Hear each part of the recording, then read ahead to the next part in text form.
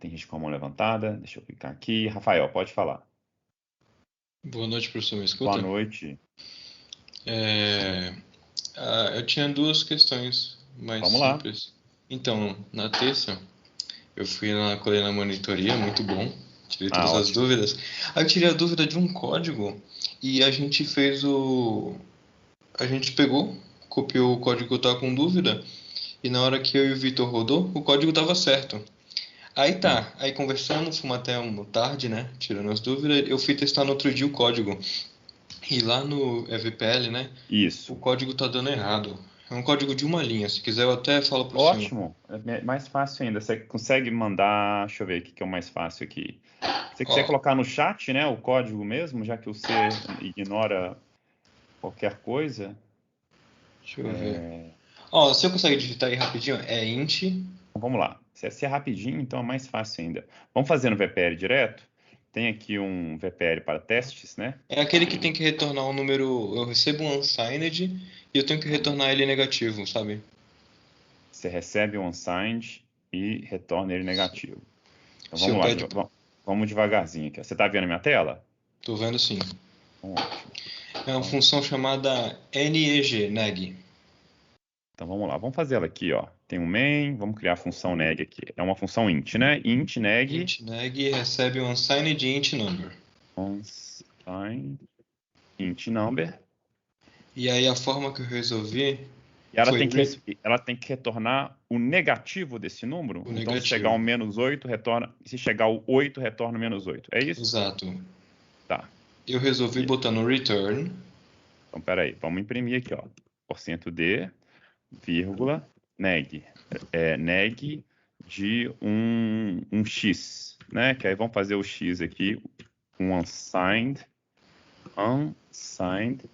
int x igual a -8, por exemplo. Aliás, 8, né? Beleza. E aí, o que você fez? Eu botei um return, Ah, abre parênteses, ah, abre mais um, ah. signed int, Sign, é, int, você escreveu signed, né? ou int, né, Tá. tanto faz, signed int, Aham. aí fora botei o number, vezes Number -1. vezes -1. Isso aqui que você fez. Sim. Tá? E aí, quando você rodou, se você não está gerando o -8 aqui. Vamos ver aqui no PPL. Não, no É, caso é aquele lá tem um monte de questões, são 16 questões, acho. Ah, não, ele não é de 16 não, são um que tem acho que umas 6, 7 questões. Eu acho que é o 3. você está falando uma prática VPL, né? Sim. Tá, mas esse aqui vai dar a mesma coisa, né? Então vamos ver aqui, ó. Ó, tá imprimindo 8, né? Era para imprimir no -8, é isso que está falando, né? No caso ele recebe 8 Está e ele imprime recebendo menos 8, 8. você tem que imprimir um neg do 8, ele está Ali o seu imprimindo. botou 1, né? Era -1. Ah, verdade. -1. -8. Ok, está funcionando.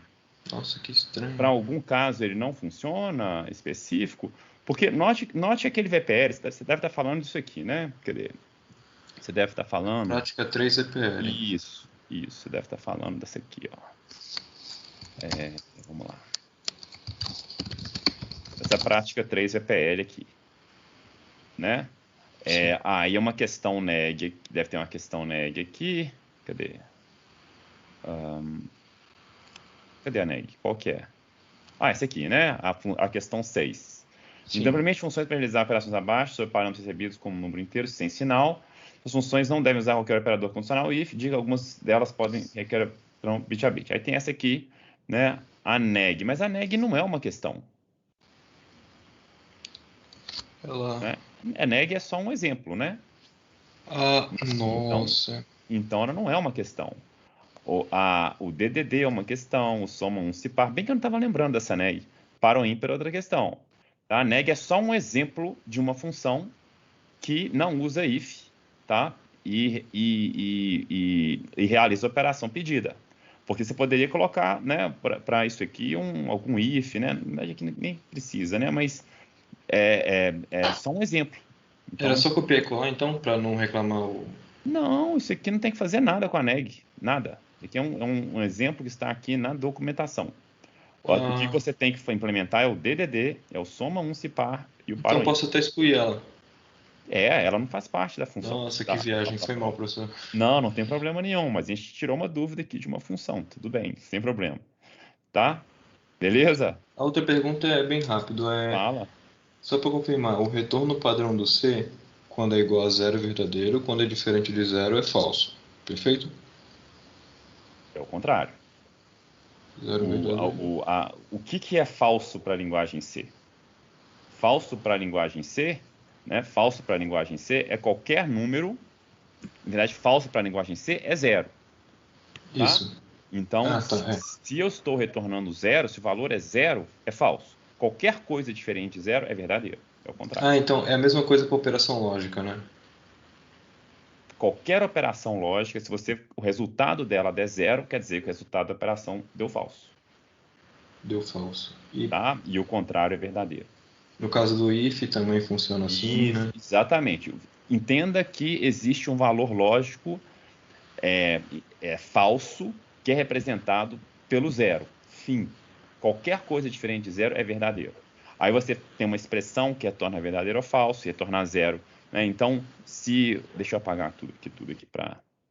Então, se eu tenho um main e faço assim, ó, int a recebe zero, o valor de a é falso. Se eu faço if, né, 3 menos 3, esse if aqui vai dar sempre falso, porque isso aqui dá zero. Se eu faço a menos 3, isso aqui vai dar verdadeiro, porque o resultado dessa conta é diferente de zero. Então é verdadeiro. Entendeu? Então, qualquer coisa que der zero, falso.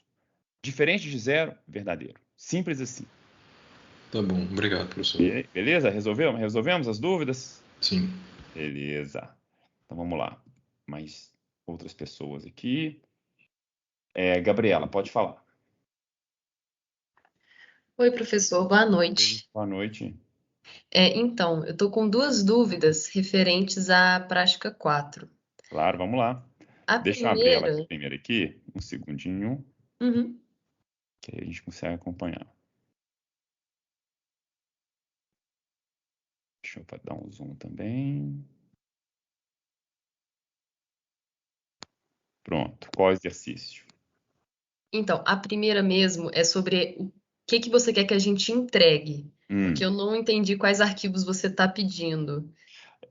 O que eu estou pedindo é um arquivo .h e um .c. Está escrito aqui, né? Todas as funções abaixo são implementadas no módulo prática 4 com os arquivos prática4.c e prática4.h. Então, esses dois arquivos estão claros, Gabriela? Sim. Sim, beleza, né? Então, as funções você coloca aqui, tem o .h, morreu. Aí, todos os programas devem ser implementados em um arquivo .c separado. Exemplo, prática 4, exercício 15.c. Tá? Você não precisa implementar um único arquivo e nem precisa implementar um arquivo para cada exercício. Desde que, né, a chamada das funções esteja fora desses dois arquivos aqui, você pode fazer o que você quiser. Tá, mas Isso aí eu então. respondi, acho que no início da aula passada também, de dúvidas, teve uma pessoa que fez essa mesma pergunta. Então, você não precisa fazer um arquivo por exercício. Tanto faz. Ah, A única coisa que eu preciso que você faça para mim é colocar as implementações das funções aqui no ponto C e o cabeçalho no ponto H. Fazendo isso para mim, está resolvido. Aí a maneira que você vai implementar o teste dessas funções, você que escolhe. Pode ser num arquivo .c, prática 4 teste.c, tá. pode ser prática 4 né, prática 4 exercício 1.c, prática 4 exercício 2.c, você que escolhe. Tá? Entendi, é que eu fiquei preocupada, porque, tipo, no final ia ser 1 milhão de arquivos para você. Não, né? Pois é. E Gabriela, é aquela coisa que eu falei na primeira aula também, tá? Você vai enviar o que você quiser, e se tiver arquivo lá, você vai ganhar os pontos. Então, eu não vou corrigir essas práticas. É mais o envio desses arquivos da prática 4 é mais para você se controlar, para ter um registro lá. Se muda, vai ser sempre para você. Então, você vai poder buscar esses arquivos. Serve como um backup para tudo que você vai fazer. Tá? Beleza, obrigada. Nada. E Tem mais aí, alguma? tem. Era sobre o exercício 15. 15, vamos lá. Beleza, NMC. O que eu fiquei em dúvida é porque a variável ela é unsigned, mas o Beleza, retorno é int. isso. E aí eu fico com medo de não fazer alguma conversão da variável no programa e ter algum problema na hora de retornar, assim. Tá. Olha, isso você não vai ter que se preocupar muito, tá, Gabriela? Então, aqui, ó, vamos colocar o NMC unsigned. Então, olha só. Primeiramente, o que eu sugiro para você, para todo mundo, né?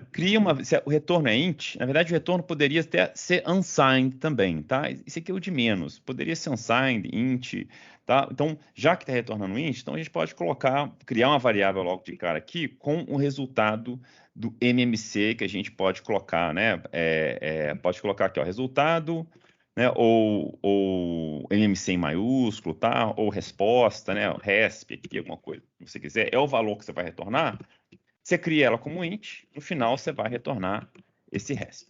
E aí aqui no código mesmo, quando você for implementar o código, sempre trabalha com um resp.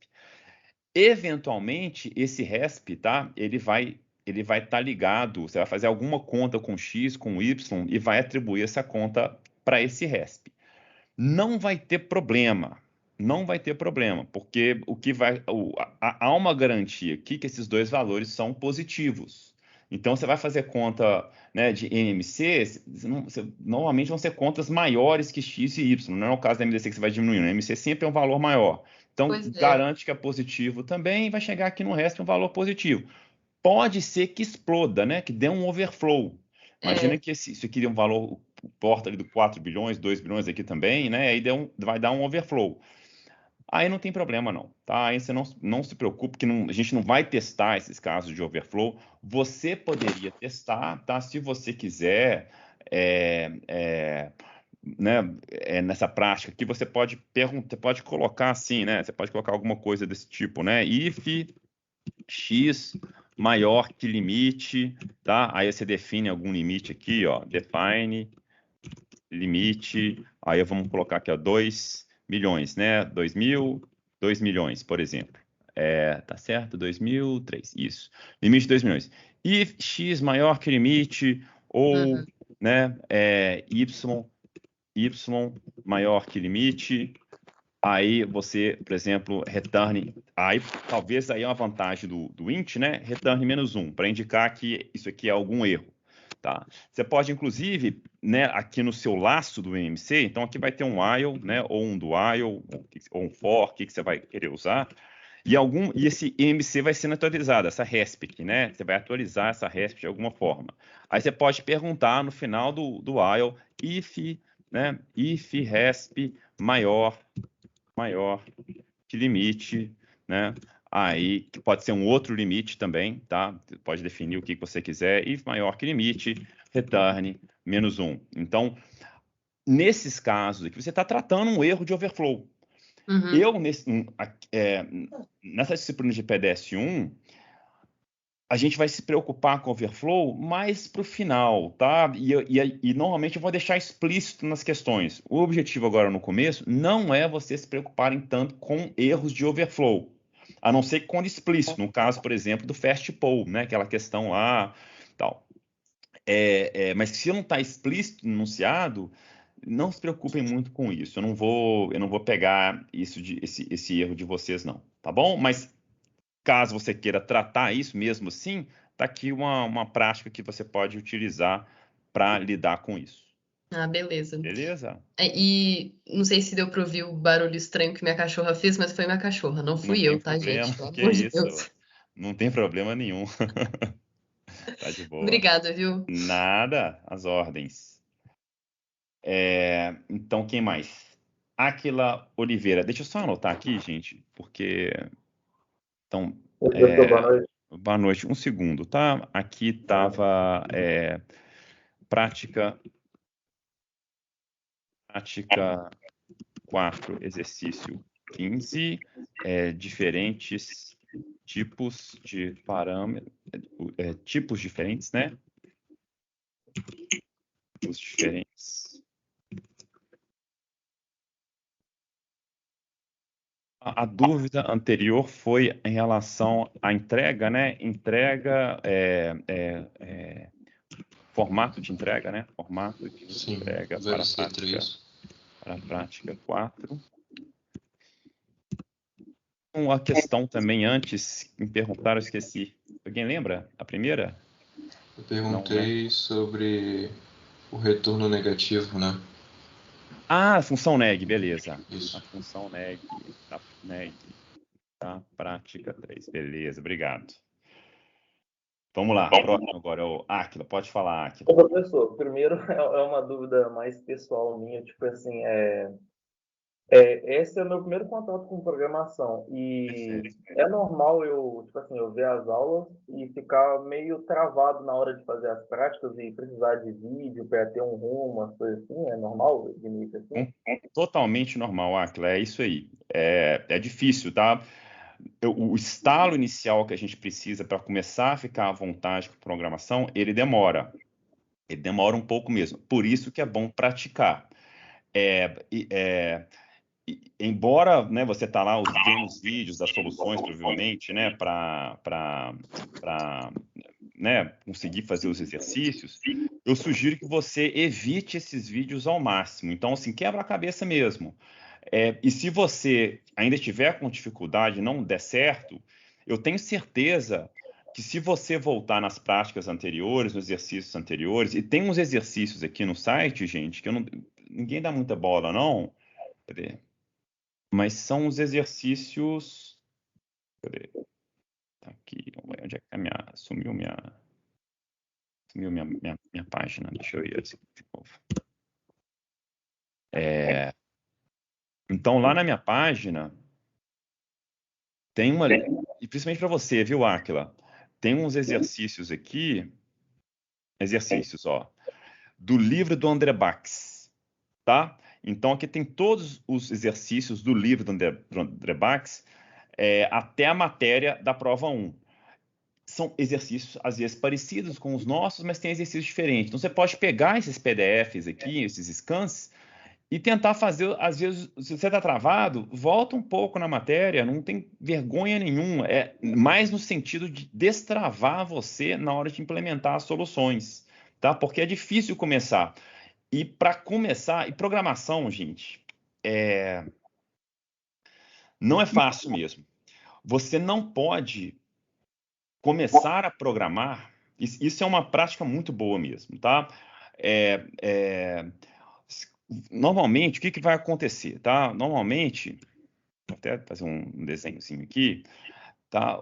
Você tem um objetivo, tá? Você tem um problema que você quer resolver, como se fosse uma caixa preta aqui, tá? Essa caixa preta, ela vai receber uma entrada, um input, tá? X, e ela tem que sair com Y. É isso que a gente tem que fazer. Por exemplo, dá um número unsigned int, retorna o negativo desse número. Então, você quer implementar essa caixa preta aqui. Normalmente é isso que a gente vai fazer, os exercícios de programação. Você faz uma função, recebe de entrada algumas coisas e a saída tem que ser outras coisas. Para essas entradas, você tem que ter um conjunto de saídas. Você vai implementar realmente uma função da matemática nesses moldes mesmo. Você não pode, dependendo dessa função, chegar de cara e querer implementar essa caixa preta aqui. Idealmente, o que você vai fazer? O que você tem que fazer? Está na sua cabeça. E aí serve muito bem de dica para você, tá, Aquila? Você vai tentar destrinchar esse problema, essa função, nessa caixa preta, em caixas pretas menores, tá? Em caixas pretas que vão resolver problemas, né? Que quando encadeados, eles resolvem o seu problema total. Vamos ver se a gente consegue fazer isso, por exemplo, para o problema do MMC. Né? O que é o problema do MMC? Você tem que ler dois números, calcular um mínimo múltiplo comum deles, né? E aí com esse mínimo múltiplo comum, você vai lá e retorna ele como Y. Então, se você já chegar de cara e pensar, não, deixa eu resolver aqui o mínimo múltiplo comum de dois números, a coisa não anda, não sai. Então, faz devagar. O que é a primeira coisa que eu tenho que fazer? A primeira coisa que eu tenho que fazer, eu tenho que ler, né? Ler o A e o B, os dois números lá de entrada, né? Que na verdade aqui é o que a gente está chamando de X. Então, vamos ler o A e o B. Tá? Aí depois de ler o A e o B, o que eu quero fazer? eu quero ver se um dado número K, ele é múltiplo, né? K é múltiplo de A e B, né? Múltiplo de A e B.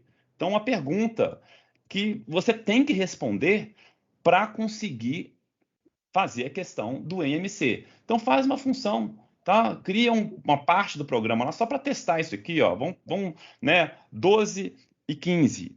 Será que o 18 é um múltiplo de 12 e 15?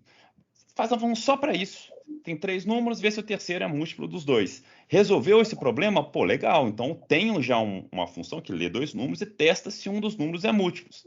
Legal. Então, o que eu posso fazer agora? Agora eu posso testar todos os números. Então, eu vou criar aqui, né, um outro bloco. Então, aqui pode ser para cá, esse bloco aqui. Eu vou criar agora uma outra solução que vai varrer um conjunto de números, né? Ele vai aqui do A, por exemplo, até o A vezes o B, que garantidamente é um múltiplo de A e B. Então, vamos tentar fazer uma função, um exercício para listar esses números todos. Depois que eu listei esses números todos, eu vou pegar esse cara daqui, né, o A, e vou ver se ele é múltiplo dos dois. Vou pegar o A mais 1, ver se é múltiplo daqui, né, e assim por diante. E aí, com essa lógica incremental, né, por partes, você resolveu o problema devagarzinho, né, dividindo para conquistar, aí o programa, aí a sua caixa preta final com tudo que você precisa, ela sai. Esse tipo de abordagem de resolvendo o problema por partes é a melhor forma de programar. E isso vai ficar claro para vocês à medida que vocês forem resolvendo problemas mais complicados, seja problemas depois da prova 1, né, no final do curso, e até mesmo problemas da indústria, problemas complexos do mundo real. Ele vai dizer, olha, eu quero que você faça uma função aí para, dado uma cidade de origem, uma cidade de destino, prever aí o preço da passagem no dia e na volta. Quero que você faça isso para mim. Como é que eu vou pensar nessa caixa preta aqui de prever o preço e acertar esse negócio sem pensar, e não é em 3 caixinhas, não. Tem que pensar em centenas de caixinhas para resolver esse problema. É um projetão, tá? Então, essa construção incremental da solução é fundamental no projeto de algoritmos. Beleza? Beleza. É que, tipo assim, quando eu vejo as aulas e vou partir para as práticas, o que fica a dúvida é qual ferramenta eu vou usar em cada problema. Então, às vezes eu fico assim, poxa, tem várias formas de resolver, mas eu fico meio inseguro de começar por uma, entendeu? Com medo Tá. de dar errado. Olha só, as ferramentas principais são aquelas ferramentas de processamento iterativo e processamento condicional. Então, o fluxo de solução do seu problema, ele vai passar por essas ferramentas.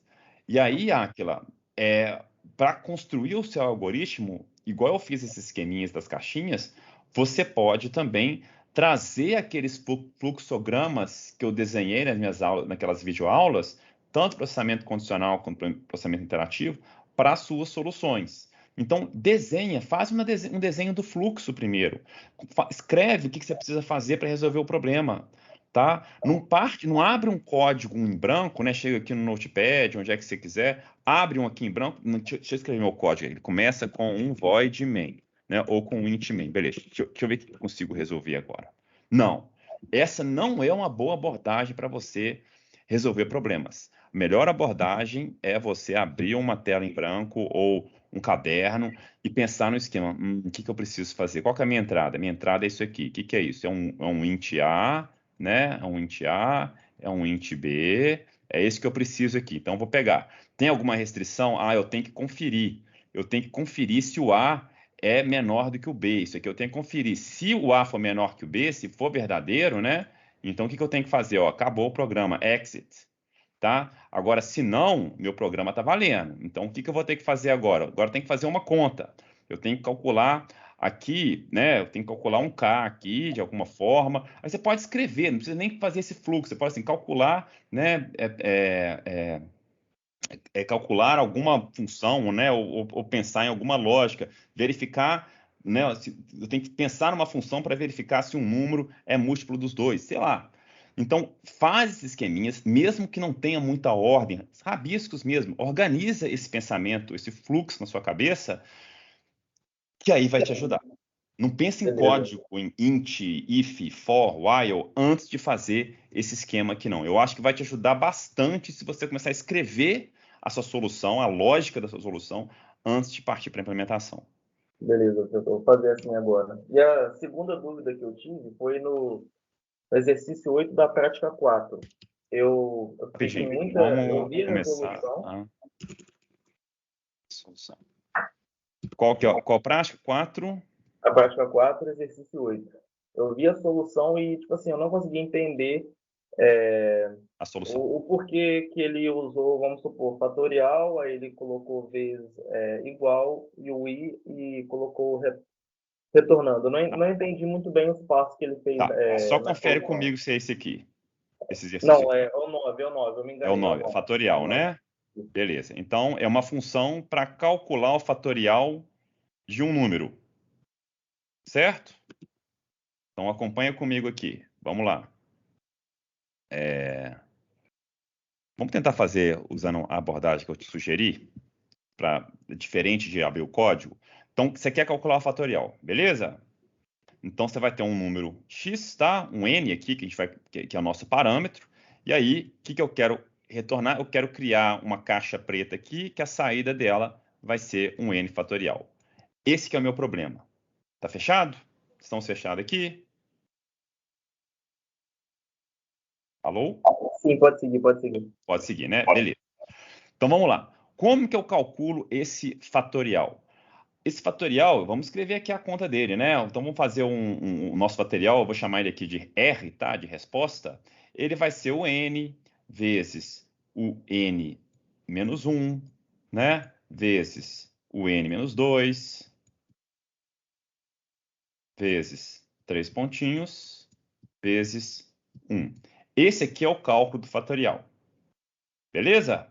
Então, algumas coisas importantes aqui, tá? Vamos pensar numa solução boba, né? Para gente resolver esse problema. Então, o que eu teria que fazer? Eu teria que colocar um R aqui. O R meu ele começa com N. Depois eu vou fazer o quê? R, na verdade, vai ser igual ao valor atual do R. Vamos até fazer em azul aqui, né? O valor atual do R, que é o N, que acabei de...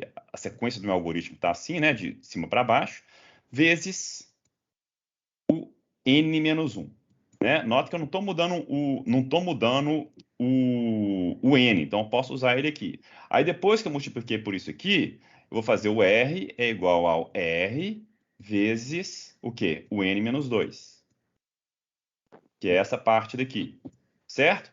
Qual que é o problema? O problema é que eu não sei quando que esse negócio, quantos que eu tenho. Eu não posso escrever um código dessa maneira. Certo? Eu não sei quanto que ele termina. Na verdade, eu sei uma condição de parada. Eu vou chamar, olha só, eu vou chamar esse cara daqui, ó, que eu estou multiplicando, eu vou chamar esse cara aqui de alguma coisa. Eu vou chamar, por exemplo, sei lá, fator, tá? Fator.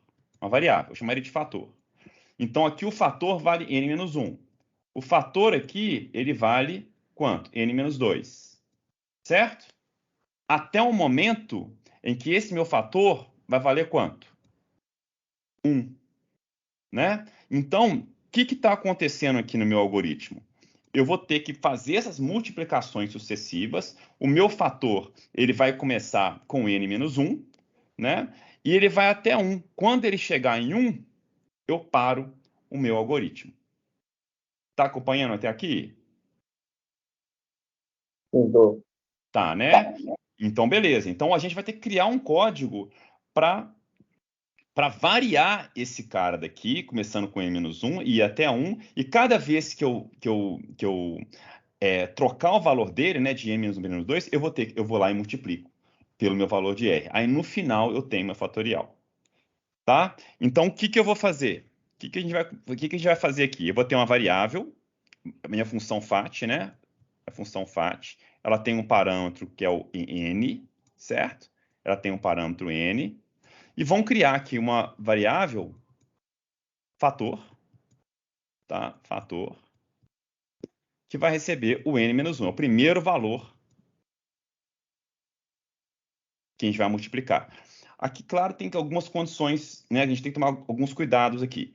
Mas uma forma da gente resolver isso aqui já é o seguinte: olha, eu tenho um resultado também, que é o resultado do meu fatorial, que eu vou chamar ele de R.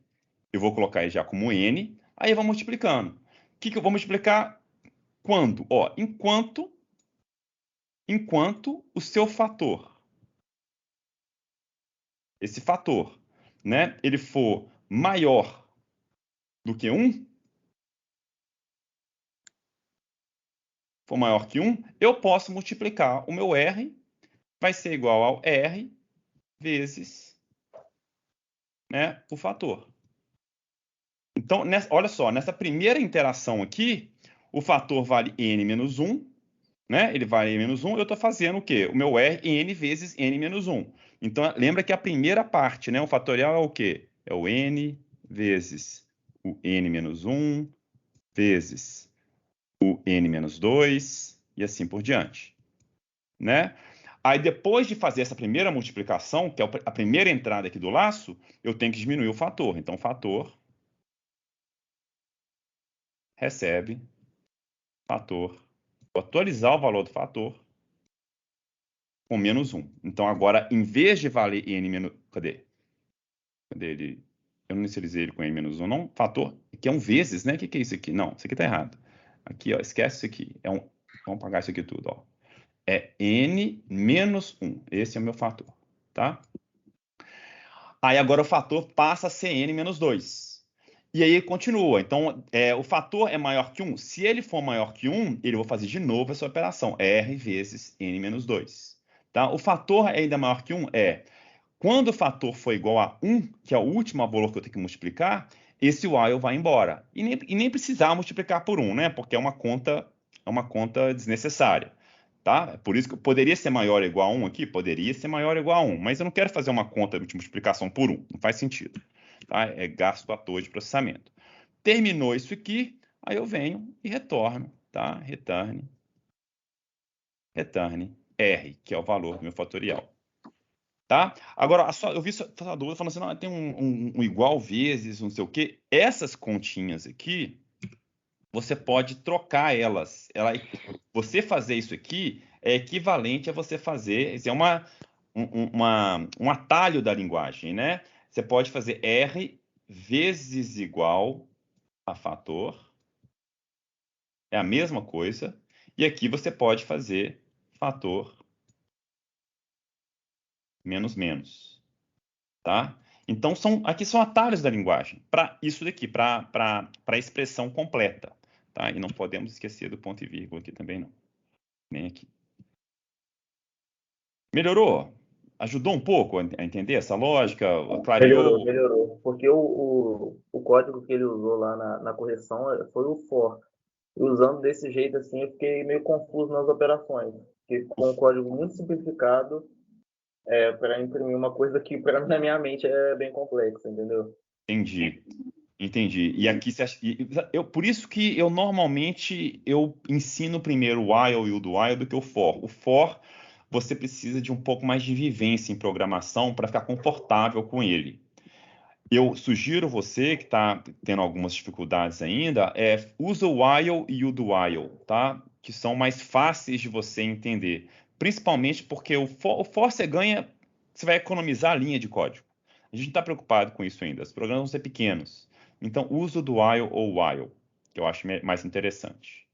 Tá? Mais claro, a lógica é mais Beleza, simples. então. Porque fica mais claro os passos que você está fazendo. Aham. O for tem bastante atalho, né, pelo que eu percebi. Isso, exatamente. Eu sugiro ir por aqui mesmo.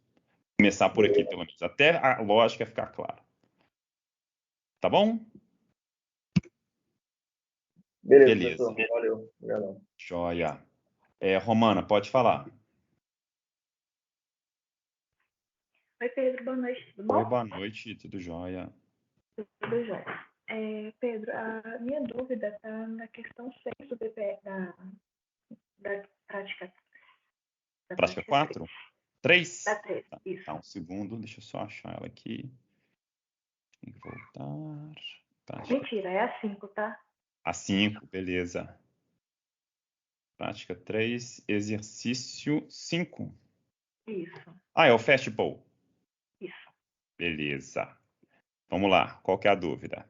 O que acontece? Eu fiz isso, eu fiz a função e dentro entre as chaves eu inicialmente coloquei expoente é igual unsigned long long 1 menor expoente e depois eu pedi para retornar o expoente e Entendi. desse jeito deu errado. Sim. Então quando eu Romana, coloquei tudo isso coloquei tudo que eu coloquei só no return, deu certo. então peraí, então vamos lá. O que você fez? Você colocou return, Return, abre parênteses, unsigned long long, signed, long, fecha parênteses 1, menor que expoente. menor que expoente. Aí você falou que isso aqui não funcionou. Não, o 1 eu deixei fora do parênteses, eu deixei ele só 1 mesmo. Isso. E esse foi o que deu certo. Deu o que deu Mas certo. antes, o que deu errado foi eu colocar expoente igual o que você acabou de pagar. Então calma aí. Deu Tudo certo. que está no return, eu coloquei expoente igual. Você criou estou confuso. Vamos começar. Me ajuda a digitar aqui a solução que não deu certo. Expoente igual. Expoente igual. Abre parênteses. Abre parênteses. Unsigned long long. Unsigned long long. Olha o preguiçoso aqui, ó. Unsigned long long. Fecha parênteses 1. Menor que expoente. Ponto vírgula e retornar expoente. O que está acontecendo aqui? Essa conta aqui que você está fazendo está certíssima. Tá? É a mesma conta que você tinha aqui, não é? Uhum. Aonde que está o problema? O problema está que quando você faz isso aqui, que te dá exatamente o que você quer, aquele número grandão, né? Por exemplo, 2 elevado a 62, né? Números bem grandes. Sim. Beleza. Agora, isso daqui, ele está atrelado a uma operação de atribuição. O que é uma operação de atribuição? É você pegar um valor, esse valor aqui grandão, e armazenar na memória. Ok. Em qual espaço de memória que ele vai ser armazenado? Está no int. Exatamente. Tem quantos bits? 32. 32. E aí vai dar para armazenar isso aí? Não. Não. É isso. Tá? Entendi. A resposta é simples. Por isso que a gente... sabe aquelas aulas chatas lá do começo, que tem um menino que gosta, né? Que sempre toda hora pergunta. Mas para muita gente é chata, de o int tem 32 bits, mantício, expoente, né? Complemento de 2. Essas aulas servem para nos ajudar a entender esses erros, tá? Esses erros que você cometeu aí agora. Tá bom, Romana? Então é só por causa disso. Então, eu gerei um número que ocupa 64 bits, mas na hora de armazenar ele, eu armazenei ele num espaço de 32 bits. Se você criar aqui, por exemplo, um unsigned long long resp, né? E retornar aqui o resp, fechou, funciona. Porque aqui tem 64 bits, você vai armazenar 64 bits, funciona. Agora você estava armazenando no int. Beleza? Entendi. Tá, perfeito, Pedro. Obrigada. Ajudou? Ótimo. Ajudou, Nada. obrigada. Nada. Pedro Ribeiro, pode falar. Pedro, boa noite, tudo bem? Boa noite. Poderia ajudar na 6A do VPL, aquela do DDD? Com Eu tentei certeza. fazer, eu realmente não estava conseguindo nem começar. Essa daqui do DDD, né? Isso. A gente quer extrair o código da área de números de telefone com 8 dígitos para o telefone. Essa função deve dar 31. Essa função ela é capciosa. E, de novo, capciosa por causa dos limites que a gente tem na linguagem. Então, vamos colocar ela aqui. Esse aqui é um número inteiro. Vamos colocar o número que veio aqui para nós. Tá? Então, vai chegar esse telefone aqui para nós. E o problema é que a gente tem... Os nossos recursos ainda são escassos. Então, por quê? Idealmente, esse telefone aqui, ele deveria vir numa string, numa cadeia de caracteres. Aí a gente não teria tanto problema. Mas como a gente não viu o string ainda, esse DDD, ele está vindo no inteiro. Então, esse number aqui, tá? Então, esse number, vamos colocar aqui, ó, ele está vindo com esse inteiro grande aqui. Aí a pergunta é, será que existe esse inteiro? Olha, ele cabe? Vocês viram naquelas aulas de limite que o inteiro tem um limite. E aqui é um unsigned, né? Então ele tem um limite um pouco maior, o dobro, né? Mas ainda assim ele tem um limite. O que é isso aqui? Vamos colocar um ponto aqui, ponto, mais um ponto, mais um ponto, né? Então isso aqui é 3 bilhões, 134 milhões, 95.858. Esse é um número que é o número gigantesco que tem, tá? Para esse número daqui. Para esse caso específico, ok, porque é um unsigned, né? Então o limite passa. Agora, se por acaso isso aqui fosse um int, já não dá mais. Porque vocês lembram que o limite do int é tipo 2 bilhões e alguma coisa? Então ele daria um overflow se eu tentasse armazenar esse número no inteiro. Não cabe. Tá? Então no unsigned funciona. Aí, antes da gente chegar na solução, o que a gente tem que perceber? Existe um limite para telefone se eu consiga responder com essa função DDD. Tá? Se o meu telefone é isso aqui, ó. Tá? Meu telefone é esse cara daqui, 551. É uma coisa, só troquei o DDD 31 por 51. Já não dá mais. Eu não consigo extrair isso aqui.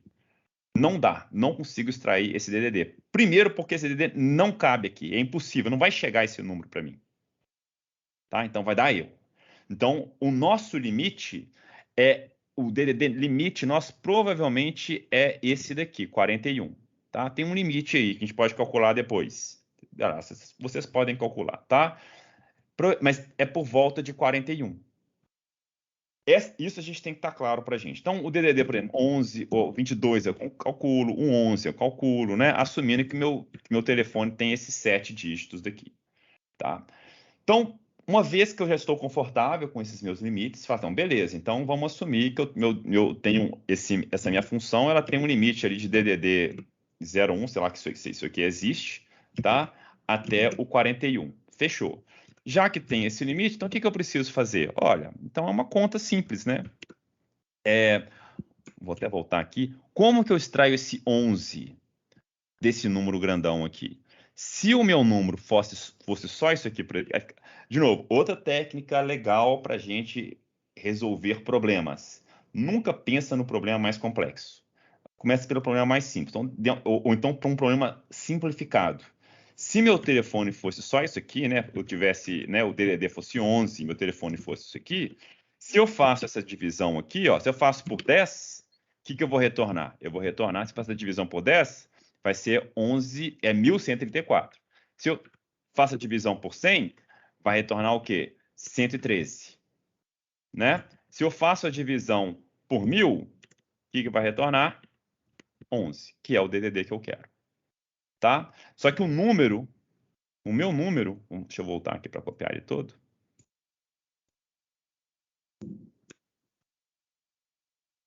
O meu número, esse número gigantesco aqui, né? São 31 bilhões. Desculpa, são 3 bilhões, né? São 3 bilhões. Então, se eu dividir isso aqui por 1 bilhão, então vamos lá, dividir isso aqui por 1000, dividir por 1 milhão, dividir por 1 bilhão. Se eu dividir por 1 bilhão, eu vou retornar 3 milhões. Tá? Eu vou retornar 3. Só que então eu não vou dividir por 1 bilhão, eu vou dividir por 100 milhões. Divido por 100 milhões, o meu número, então eu faço aqui, ó. Return number dividido por 100 milhões. Divisão inteira, né? Uma vez que a divisão inteira não tem parte fracionária, vai retornar exatamente o meu DDD. Não importa se meu number é 31.9999999. Tá? Ajudou? Ah, com certeza, obrigado. Eu tava Nada. fritando aqui que eu achei que tinha que usar o operador bit a bit para Não é desenvolver. necessário, não é necessário. Todo mundo se preocupa com isso, acha que tem que ter um bit a bit para buscar lá. Não. né, resolve o problema. O que dá para resolver, infelizmente, é só essa continha aqui por causa dos limites. Tá? É simples. Pedro. Depois vocês vão aprender strings, vai facilitar. Oi. Pedro, desculpa interromper aí. Não, lógico. Não. E nesses 100 milhões aí eu poderia usar tipo como uma função com um expoente em vez de eu colocar esses números todos ou não? Você trocar isso aqui por um expoente, tipo isso aqui, né? Pou é 100 bilhões, né? Pou, por exemplo, 10 elevado a 1 milhão é 6, 7, 8. É isso aqui, né? Dividido. Olha, cuidado, tá? O pou, o que ele retorna? Eu não sei. Eu acho que é float, né? Então vamos aqui, ó. C, math, pou. Vamos olhar na referência lá. Eu acho que é float. Power, double, retorna double. Faz sentido, né? Ele retorna double. Isso pode dar um problema pra gente, ó. Porque isso aqui retorna double, esse número vai ser convertido para double, então essa conta aqui vai ser uma conta feita, vai ser um resultado double, tá? E como vai ser um resultado double, mas ele retorna o int, né? Da mesma forma, então ele vai cortar a parte fracionária, então não tem problema não. Se você jogar ele direto, de qualquer jeito, né? Então não tem problema não. Vai dar certo, tá? Vai dar certo porque ele vai cortar a parte fracionária aqui para você na hora que ele for retornar o valor, a parte inteira desse seu número double. Então funciona também, tá? Dá certo. Ok, obrigado. Beleza? Nada. Vamos lá. Bruno?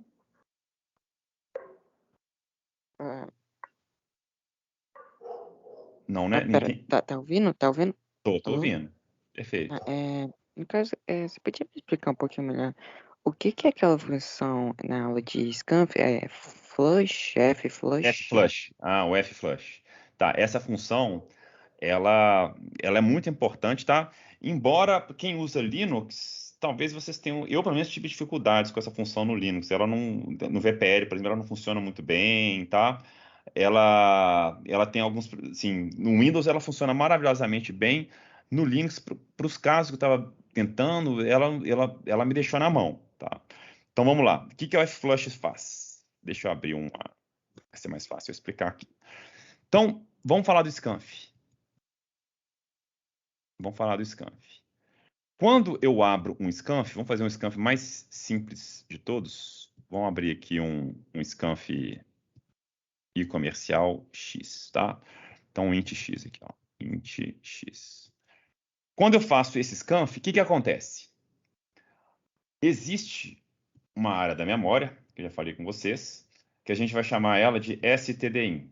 Tá? É um espaço na memória. Igual tem um endereço de memória, que você coloca as variáveis lá. É um espaço na memória. Tem zeros e uns aqui dentro. Tá bom? Mas é o espaço que é reservado para entrada de dados. Então, quando você faz um scanf, ele vai conferir essa área de memória aqui. E se essa área de memória estiver vazia, não tem nada. Zero. Tudo zero aqui, não tem nenhum valor para ser alimentado. O que acontece? O programa para e aí abre o prompt de comando para você digitar coisas. É isso aqui, né? Na verdade, meu desenho vai apagar, então não vou mexer, não. Depois eu repito esse processo. Ele para e pede lá dados. Aí lá na telinha, está aqui minha tela do computador, tá? O prompt está aqui, esperando minha digitação. Aí eu vou lá e digito alguns valores inteiros. Eu digito lá o 18, eu digito o 7, eu digito um caractere A, eu digito o 13.7, tá? Tudo isso que eu digitar, tudo isso aqui, que eu digitar depois que o scanf travou e me chamou isso aqui, tudo isso vai ser armazenado no stdin, tá? Nessa área de memória vai ter um 18, vai ter um 7, vai ter um A, vai ter um 13.7 lá. Tá bom? Joguei essas coisas para lá. Aí o scanf, antes de terminar, o que ele vai falar? Beleza, você populou essa área da memória para mim.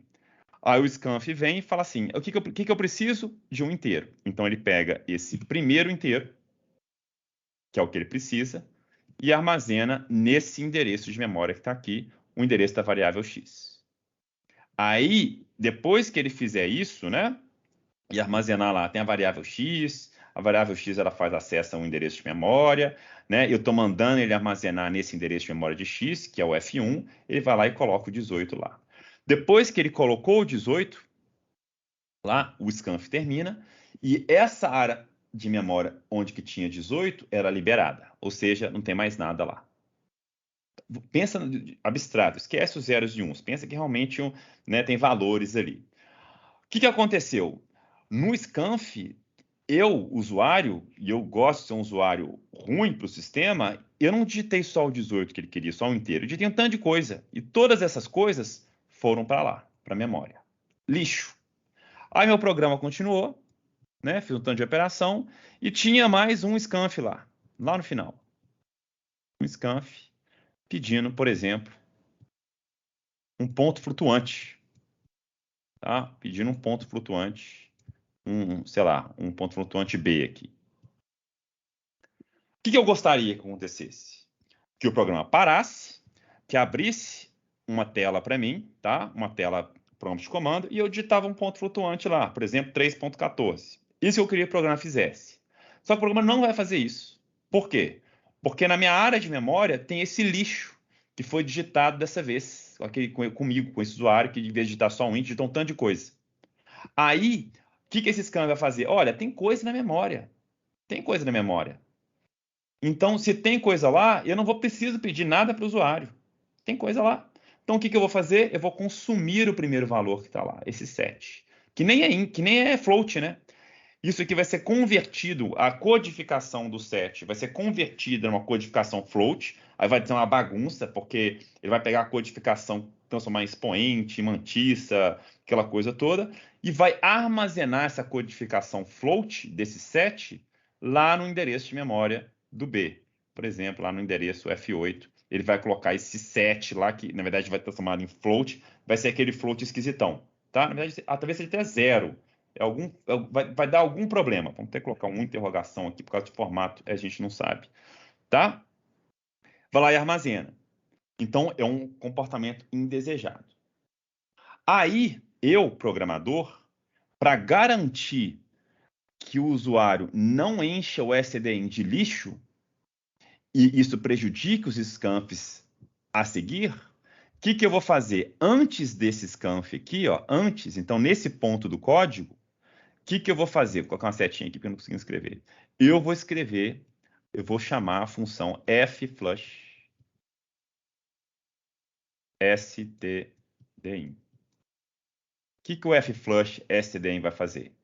Antes desse scanf chegar lá, ele vai lá na área stdin e o que vai fazer com essa área stdin? Limpar ela. Acabou. Então, tudo que estava lá, se tinha alguma coisa lá, o fflush apaga. Apaga, e aí quando o scanf for chamado, ele vai olhar o SDIN, ver se o SDIN está vazio, não tem nada para ele consumir de lá. Aí o que ele vai fazer? Ele vai abrir a tela para mim, para eu digitar valores. Ficou claro? Você entendeu o que o Flush faz? Assim, você entende? Eu Deu? poderia, por exemplo, uma outra maneira de talvez contornar isso é fazer um scanf para cada valor? Não. O que você pode. Não. Quando você faz o scanf. Então vamos lá. Deixa eu chamar esse É dúvida. porque, por exemplo, você falou que isso aí é para, por exemplo, uma coisa que isso acontecer é quando você tem dois valores em um mesmo scanf, não é? Aí, por exemplo, se eu fizesse em scanfs diferentes, esse Calma aí, problema ainda vamos poderia devagarzinho. acontecer? Vamos devagar aqui. Vamos fazer via implementação aqui, para ficar mais claro. Tá? Aí eu vou ter uma outra variável aqui, do float, né? Que a gente responde float x. Vou fazer um scanf.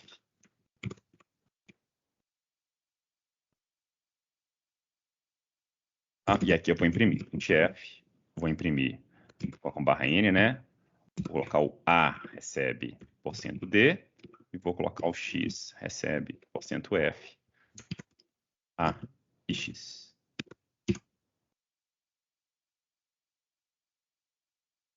CMD.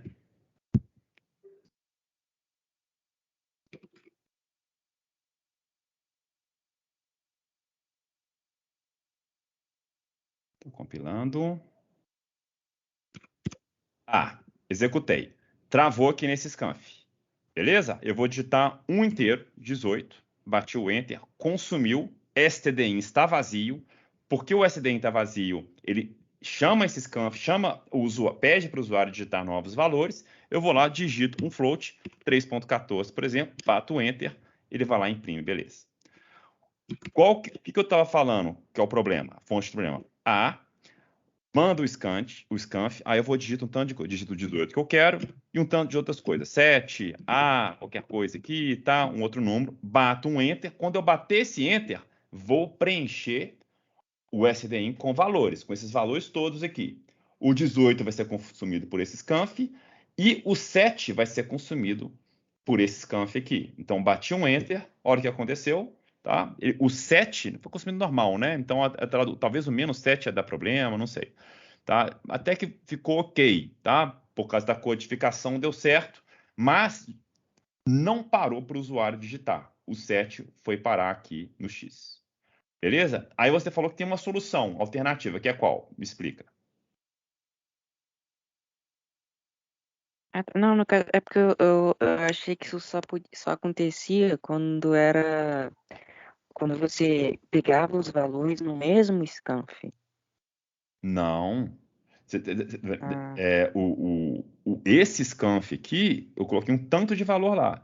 Esse scanf consumiu os valores lidos desse scanf. Agora, se você coloca o fflush aqui, fflush.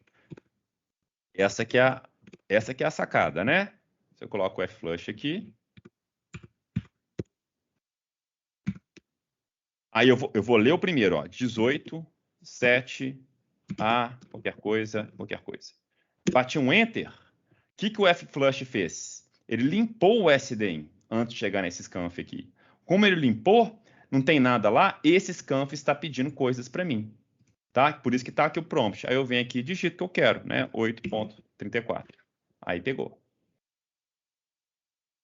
Entendi. Entendeu? Obrigado. Entendeu? Uhum. Ótimo. Se tiver dúvida, a gente vai Sim. explicando até acertar. Beleza? Joia. Daniel, pode falar. Boa noite. Eu estava Boa noite. fazendo a prática 4 aqui.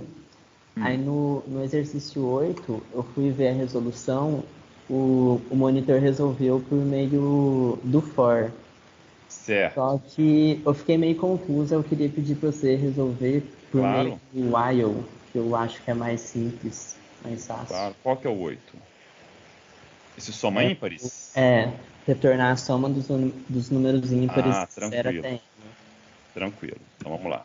É o soma ímpares. Primeira função que recebe como parâmetro um número inteiro n e retorna a soma dos números ímpares de 0 até n. Beleza. Então vamos lá. Deixa eu colocar isso aqui também. Aqui, não tem problema. Soma ímpares. Então, o n eu recebo por aqui, né? Então eu já vou ter um n, por exemplo, 18. Vamos lá. Vamos resolver isso aqui por partes. Primeira coisa que eu vou fazer é o seguinte. Eu consigo somar todos os inteiros, né, de 1 até n, vamos lá, de 0 até n, de 0, tanto faz, né? Todos os inteiros de 1 até n, sem preocupar se é par, se é ímpar, né? Vamos fazer isso? Eu acho que dá para fazer. Então, vamos resolver isso por partes. Então, eu vou criar aqui uma variável soma, tá? E essa soma, vamos pensar nela. Ela é a minha variável que eu vou retornar lá no final. Então, lá no final do meu código, eu vou retornar essa variável. Nela, vai conter a soma desses valores. Então, começa com 0. Não somei nada ainda. Beleza. Agora, eu preciso adicionar essa minha variável soma, todos esses valores de 1 ou de 0, né, até n.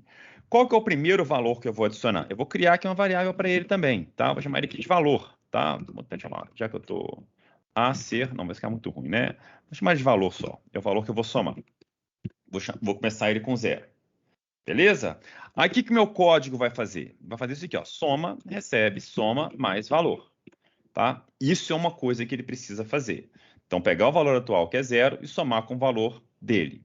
Aí, depois, o que eu preciso fazer com o valor? Eu vou somar o 1, né? Eu vou começar somando o 0, depois eu vou somar o 1, o 2, o 3, até o n. São esses todos os valores que eu preciso somar. Então, o que eu vou fazer aqui? Depois de somar 0, né? Acabei de somar 0, eu vou tentar somar 1. Depois eu vou somar 2. Depois eu vou somar 3. E assim por diante. Então, para a gente entender o loop, tá? Então, eu vou fazer aqui depois um soma, valor, recebe, valor, mais 1, né? E depois eu vou fazer soma, recebe, soma, mais valor. Tá? Aí agora eu somei 1. Depois de somar 1, o que eu vou fazer? Vou aumentar de novo o valor. Ó. Valor mais 1. Tá? O valor passou 1, agora ele passa para ser 2. E vou repetindo isso. Então, isso que é importante vocês saberem desses processamentos iterativos. Esse conjunto de operações que eu estou fazendo aqui, eu vou fazer ele várias vezes. Até um momento que esse valor que eu vou somar, né? Então, vamos supor que meu n é igual a 4. Tá? Comecei somando 0, depois 1, esse aqui é o meu valor. O valor valeu 0, tá? É aqui, ó, o primeiro valor. Depois ele valeu 1, esse valor daqui. Depois 2, esse valor daqui. Depois 3, esse valor daqui. 4, vou fazer isso mais uma vez e depois acaba. Não posso fazer mais. Então, esse conjunto de operações aqui, né, na verdade, esse conjunto de operações aqui, essas duas operações, eu tenho que repetir ela várias vezes até eu chegar no meu valor final. Tá? Aí eu consigo somar todo mundo. Então, o que eu vou fazer? Em vez de fazer essa coisa boba, meu valor começa com 0, e aí, enquanto o valor for menor ou igual a n, eu posso executar essas duas operações aqui. Tá? Eu posso executar essas duas operações aqui. Soma o valor à soma e aumenta o valor de 1. Aí, o que vai acontecer? Vai chegar um ponto que eu estou somando aqui, o valor, tá aqui meu valor. Ele começa com 0, depois eu aumento ele de 1, ele passa para 1, depois eu aumento ele de 1 de novo, ele passa para 2, aumento ele de 1, ele vai passar para 3, aumento ele de 1 de novo, aí ele passa para 4. Vou perguntar, valor é menor ou igual a 4? Ainda é, né? O meu n, vamos fazer que o meu n aqui é 4, tá? O 4 é menor do que o n, menor ou igual a n? É. Então, eu vou fazer de novo essa soma, vou incrementar isso aqui, vai passar para 5. Aí vai chegar nesse momento aqui, em que o valor, que vale 5, quando comparado com n, essa expressão lógica aqui, ela vai dar falso, porque 5 não é menor ou igual a 4. Aí, o que vai acontecer com esse while? Vai parar, né? Então, isso aqui vai dar falso e o while vai embora. Quando ele for embora, eu já realizei várias operações de soma, né? Somei o 0, o 1, o 2, o 3, o 4, só não somei o 5. Somei todo mundo, tá? Somei todo mundo. Ô Pedro, Oi. nesse exercício, na soma tem que filtrar os ímpares, eu acho, Não, pois né? é. Vamos fazer por partes. É isso que eu tô falando. Aquela história que eu expliquei para o Aquila, né? Vamos, em vez de resolver a caixa preta completa, vamos decompor ela em dois problemas menores. Então, eu vou primeiro tentar somar todo mundo, e agora eu vou, né, passar para uma caixa preta um pouco melhorzinha, que é essa aqui, que eu vou somar só os ímpares. Ah, sim, desculpa. Beleza? Não, tranquilo. Tá? Então, aqui eu somei todo mundo. Beleza. Tá funcionando. Quem que perguntou mesmo o nome? Tá entendendo até aqui, Daniel? Daniel. Tá entendendo, Daniel? Tô entendendo sim, perfeito. Beleza. Então, isso aqui soma todo mundo. Agora, a minha soma, né? Então, o 1 mais 2 mais 3 mais 4, ela não é válida. Por quê? Porque eu tenho que somar só os ímpares. Então, esse valor que eu estou somando aqui, quando ele é 2 ou 4, eu não posso somar. Tá? Essa soma aqui, ó, ela não pode ser realizada se os valores forem par. Ou só podem ser realizados quando o valor for ímpar. Então, o que eu preciso fazer é definir uma condição para realizar essa soma. Tá? Para realizar essa soma, eu vou ter uma condição. Ó. Eu só vou fazer essa soma, por exemplo, quando o valor ele for ímpar. Né? Se o valor for ímpar, eu vou, vou até escrever aqui, ó, se valor for ímpar, ou for, né, for ímpar, eu posso fazer a soma. Só que eu tenho que traduzir isso aqui para código. O que é um valor ímpar? É o resto da divisão por 2, né? Então, eu vou calcular o resto dessa divisão de valor por 2. Se o resto dessa divisão for igual a 1, quer dizer que o número é ímpar. Se for igual a 0, quer dizer que o número é par. Então, se o resto for 1, o valor é ímpar, aí eu posso somar. Eu poderia colocar ali o resto do valor da divisão por 2, poderia colocar diferente de 0, também funcionaria? Tem várias coisas que você pode fazer. Pode fazer diferente de 0, tá? Ah, tá, Diferente de beleza. 0, tranquilo, sem problema nenhum. Ou então, se você quer mostrar para seus colegas que já está sabendo tudo de operadores condicionais em C, você pode fazer isso aqui, ó. Funciona também. Por quê? Porque isso aqui, quando der 1, quando o resto der 1, isso aqui vai dar verdadeiro, né? E aí é um valor ímpar, somou. Isso aqui, quando der 0, quer dizer que o número é par. Aí o 0 vira falso, esse if não vai passar. Tá? Funciona também. Ah, tá, entendi. Então tá, brigadão, professor. Beleza, Daniel? Nada. Brigadão. Mais alguém, gente, com via voz aqui? Não? Deixa eu passar rapidinho aqui pelo chat. Ó, Vitor sempre aí atento. Valeu, Vitor. Ô, louco, serião, que foda. Fiquei até curioso. Beleza. Data de mentoria, terça. Professor, Pode falar, Daniel. é o Eduardo. O É que o Eduardo. Daniel levantou a mão. Levantou a mão e eu confundi. Desculpa, depois eu falo então. Não, pode Ah, Não, falar. é que minha mão já tava levantada. levantada, eu esqueci de abaixar. Ah, tá. Vou abaixar aqui agora. Só aqui, ó, no chat, gente, se vocês quiserem, o Vitor tá respondendo tudo, tá? Usa um, deixa eu ver se dá aqui, Pedro, não me pega não? Pega não. Deve pegar, né? Porque não pega porque sou eu. Vocês me marquem aí no chat, que aí se for alguma coisa que o Vitor não pode responder, né? Seja coisa da disciplina, alguma coisa assim, vocês me chamam, tá? Já que ele tá respondendo, eu vou deixar ele respondendo vocês. O Eduardo, pode falar então. Eduardo mesmo? Eduardo. A gente ainda não sabe o que significa quando a gente bota no parâmetro da função int arggc com char, isso ainda a gente não tem que saber, né? Não, exatamente, precisa saber disso tá. não. Isso aí porque, tá lá, um tempo atrás, é isso aí. Eu tinha visto, eu fiquei confuso, aí eu pensei, putz, será que eu deveria saber o que é isso já? Não, fica tranquilo. Isso aí tem uma prática, eu até falei na última aula, essa prática aqui, ó, prática 11, não, prática 12. Prática 12, tá? Na prática 12, ó, esse aqui é uma apresentação, porque a prática é mais complicadinha. Na prática 12, vocês vão utilizar, tá bom? Vocês vão brincar com esse negócio. Tá bom, obrigado. Lá no terceiro módulo da disciplina. Nós estamos no primeiro, tem o segundo, depois da prova 1, o terceiro, depois da prova 2, aí vocês vão começar a ver essa parte. Beleza? Beleza, obrigado. Nada. Antônio, pode falar. No caso, Pode falar, Bruno. Desculpa. Sem problema, vai lá, Bruno. Não, é só porque, comentando da pergunta dele, que agora que ele falou, você tinha explicado um pouquinho, só dado um resuminho, mais ou menos, assim, introdutório, que a gente ainda vai ver, mas esse aí que a gente, esse int arg, a gente pode usar ele, porque ele falou que o flush, o flush, ele não é muito aceito por ser só do Windows. Esse int arg, ele poderia ser uma solução para resolver o problema do fflush? Não, ele tem nada a ver com fflush, nada a ver. Não, O argc e o argv é para você entrar com parâmetros. Igual eu executei aqui o A, né? O A, aí ele que você tinha falado, eu não lembro muito certo, é que você tinha falado mais ou menos que dava para poder pegar quantas coisas o usuário digitou, pegar um pouquinho o valor do usuário. Boa. Aí eu pensei que podia ter usado.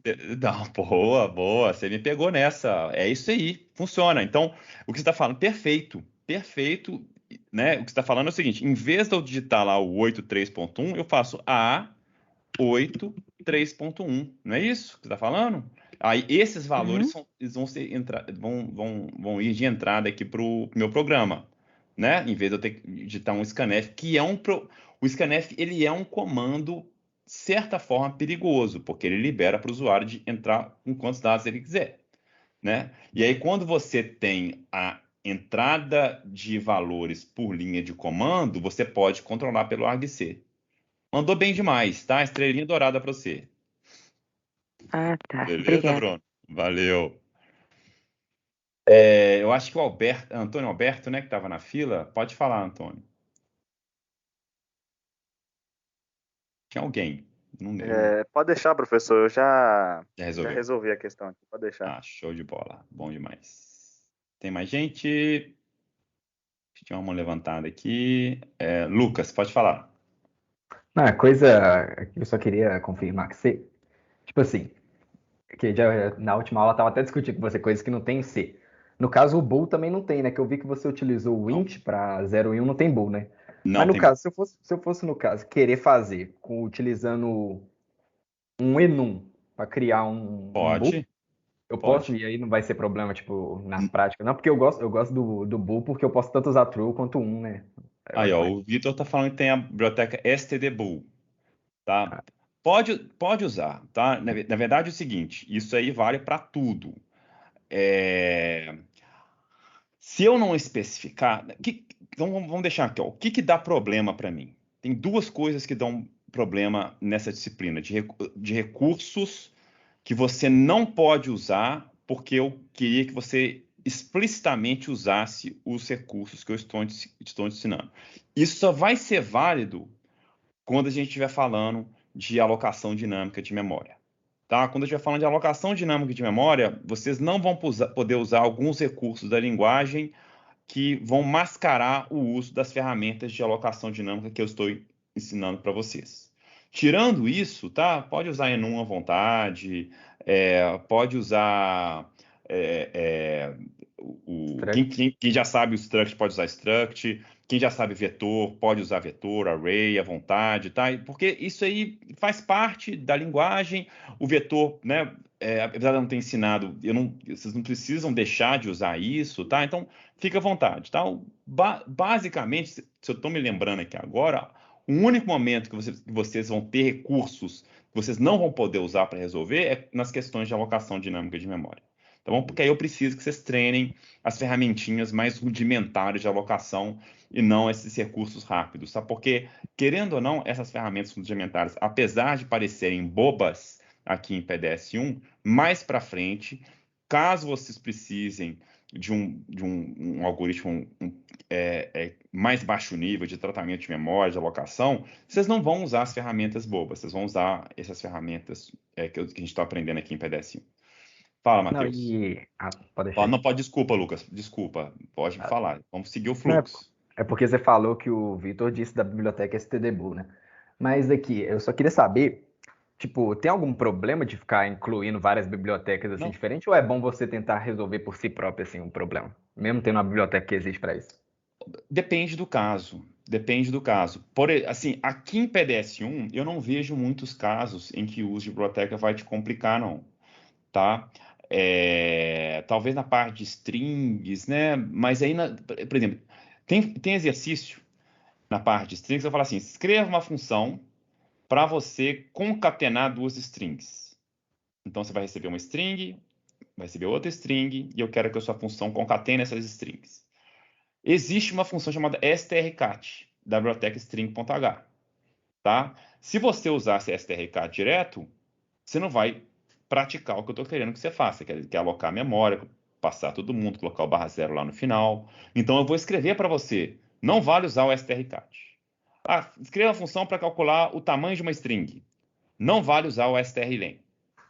Então, eu vou deixar explícito para você.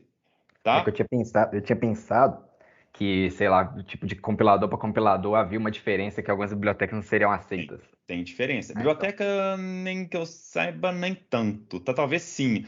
Com certeza de C para C++, sim. Tá? Agora, no GCC mesmo, biblioteca, assim, eu não tive muito problema com isso ainda não. Tá? Mas você vai poder usar. Isso vai ser muito grave. Pois é, isso que o Vitor falou é importante, né? Você vai usar bibliotecas que você sabe implementar, e tanto que depois eu libero. Então, depois que a gente vê strings, pode usar string.h? Pode, não tem problema mais não, tá? Pode usar o strlen, o strcat à vontade, do jeito que você quiser.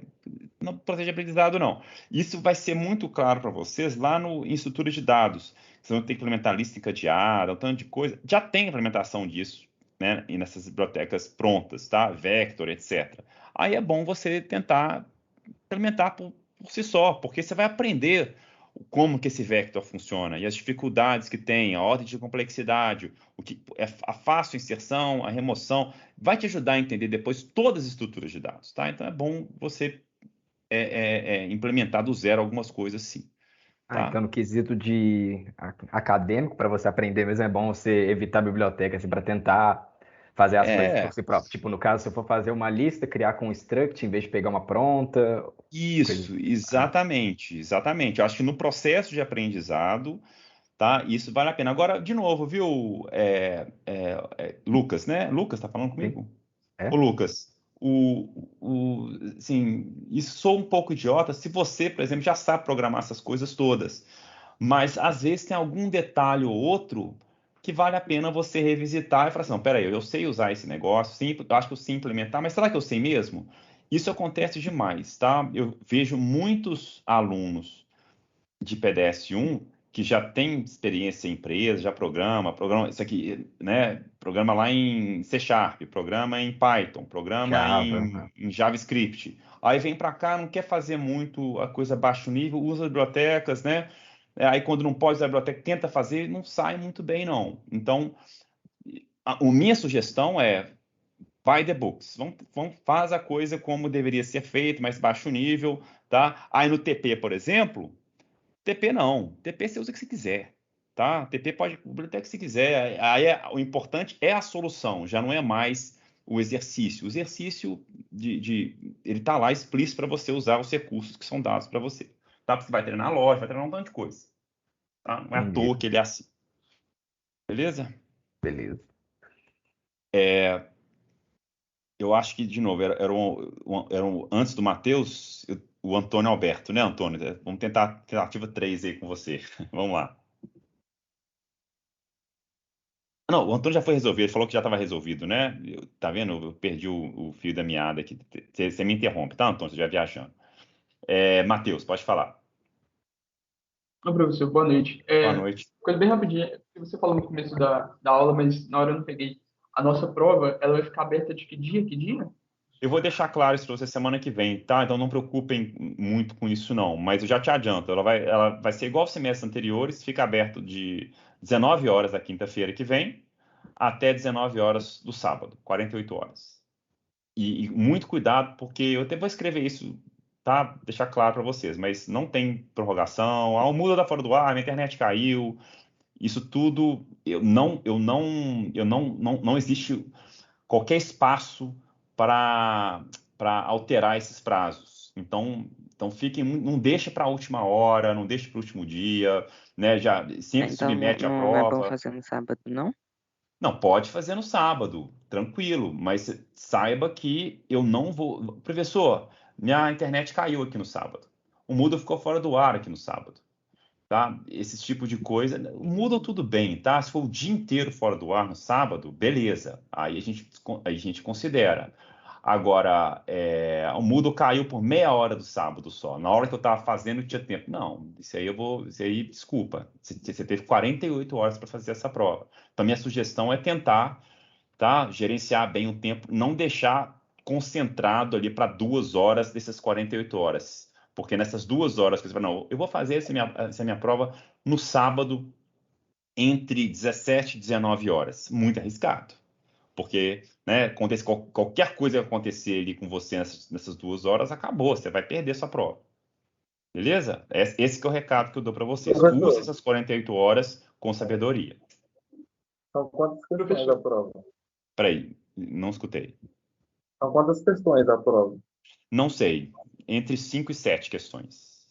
Sim, entendi. Aí a gente vai poder testar a nossa nota também, igual a gente testou naquela parte Com certeza, no VPL? mesmo esquema do VPL. Só que a nota, essa nota que vocês vão receber na prova, ela não corresponde à nota final. Os testes, tanto que eu vou fazer isso para essa VPL também, tá? A nota que você recebeu no VPL agora não é exatamente a nota sua.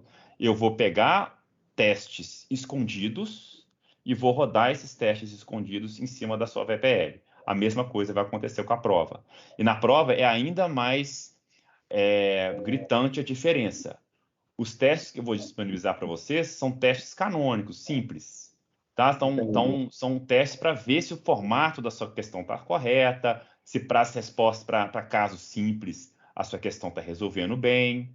Tá? Aí depois que terminar o prazo, eu vou esconder esses testes todos, vou colocar um tanto de teste novo, que aí vai avaliar de verdade cada uma das suas questões. Então, não confie muito na nota que você receber durante a sua avaliação. Já tem muita gente que vem reclamar comigo, professor, o que aconteceu comigo? Minha nota era 30, passou para 5. O que houve? Aí você vai ter que ver o teste, quais testes que falharam. Tá bom? Beleza? Professor, Fala. outra coisa que eu queria te perguntar é porque vai ser qual esquema? Vai, tipo, a prova vai ser acrescentada lá na nossa lista de afazeres do Moodle, como se fosse mais uma prática? Exatamente. Pensa que, igual tem a prática 3 VPL lá no Moodle, vai ter lá prova 1. Você vai clicar, vai ter um VPL lá para você. Igualzinho. É uma prática 3. Por isso que eu insisto nessa prática 3. Para quem não fizer, faz. Tá? Tem que fazer. A prova é igual à prática 3. São exercícios diferentes, prazos diferentes, nível de dificuldade diferente, claro. Tá? Mas o esquema é exatamente o mesmo. Você vai clicar lá, vai ter um VPL aberto, vai ter que implementar todas as funçõezinhas da prova, né? Erro de compilação zero.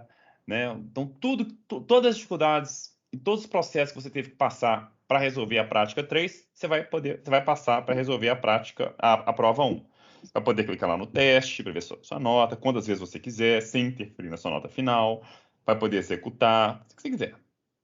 Tá bom? Então, a prática 3 é para treinar para a prova 1. Beleza? E aí a gente pode compilar aquilo quantas vezes a gente quiser. Quantas vezes quiser, pode dormir, no dia seguinte vai estar lá para você, né? E só vai contar, e conta a última submissão. Então você vai poder começar a sua prova na quinta-feira, faz alguma coisa, sua nota tá ruim, você não conseguiu fazer tudo, vai dormir, acorda no dia seguinte, abre lá seu VPL de novo, vai estar tudo lá, atualiza, brinca um pouquinho mais, terminei mais uma, pensei, desliguei, vou almoçar, volto, né? Deixa eu fazer mais uma aqui. Então, esquema bem tranquilo, tá? Não tem muito estresse, não. Tranquilo. E pessoal, a última coisa, consulta, assim, pode consultar tranquilamente. Eu lembro que você falou, só pode consultar, mas não pode fazer com outras pessoas. Só não pode consultar pessoas. Tranquilo. A material pode, tá? E não vale falar que chat do WhatsApp não é pessoa. Chat do WhatsApp é pessoa, tá? Consultas indiretas a pessoas, vale tipo fórum de discussão, né? Então não, professor, eu não consultei meu colega, eu consultei o fórum de discussão em que meu colega postou, tá? Não, isso aí também constitui uma fraude, tá? E, infelizmente, o Vitor tá aí de prova, tá? Isso acontece. Eu rodo o sisteminha e é simples, viu, gente? Eu rodo o sistema de correção. Se os 3 sistemas apontarem cola, eu vou lá e falo, colou, 0. Tá? Então, assim, mas eu não colei. Você deu azar, então. Você deu muito azar de fazer uma prova, uma prova idêntica do seu colega. Então, toma cuidado com isso. Por mais que vocês fiquem tentados, eu sei que todo mundo vai lá, dá uma luz aqui na questão 3, tá? Mas o professor falou que não pode. Mas é só uma luzinha rápida, manda um áudio aí, não precisa mandar código, não. Beleza, então vamos lá. Aí começa. Aí, de repente, esse áudio vira outra coisa. O áudio já tá errado, tá? Já vira é esse aqui mesmo que é o código, é esse aqui, tal. Já manda um print, e aí a coisa desanda, tá bom? Agora, o Stack Overflow pode, Lucas. Pode consultar o Stack Overflow. Agora você toma cuidado, porque se no Stack Overflow tiver a resposta e outro colega seu pegou a resposta do Stack Overflow também, e eles colocaram os dois lá a mesma resposta do Stack Overflow, olha o que pode ter acontecido. Porque lembra, se você chegou ao Stack Overflow, o outro colega chegou também, tá? E não tem problema, não tem problema. Você vai lá, usou a resposta do Stack Overflow, não tem estresse. Agora, se bateu a resposta, se a mesma resposta sua e a dele, se os dois consultaram a mesma fonte e o código bateu, o sistema apontou que é cópia, né? Infelizmente, eu vou zerar. Tá? E aí não tem muita, professor, mas é porque a fonte é igual. né? Nós consultamos o mesmo livro, consultamos o mesmo fórum, tá? Infelizmente, essa prova vai avaliar isso também, coincidências. Então, se der uma coincidência muito complicada na sua prova inteira, que todas as questões ficaram parecidas umas com as outras, do seu outro colega, então, infelizmente, você deu muito azar, e azar faz parte da avaliação da prova também, tá? Se for realmente azar, tá bom? Infelizmente. Professor, Oi. entendido. Muito obrigado. Tá, beleza, Matheus. As ordens. Mas se um dos códigos só tiver uma forma de ser feito, impossível, Pedro, não existe isso, tá? Não existe. Nome de variável muda, ordem de variável muda, operação muda, número de atribuições muda, tá? É claro que faça uma função para somar dois números e retornar essa soma. Se você coloca 50 pessoas para fazer essa função, você vai ter pelo menos umas 15 iguais, no mínimo, tá? Então é lógico, tá? Isso aí eu não sou... eu não sou irrazoável a esse ponto, não.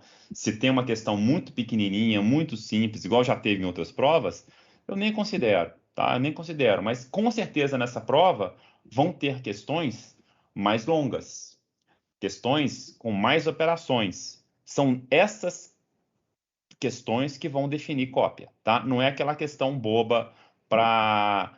Faça uma função para verificar se o número é par ou ímpar. Não. Aí eu concordo com você, tá? Não tem como muito inventar. Agora, dependendo, beleza? Aí a coisa complica.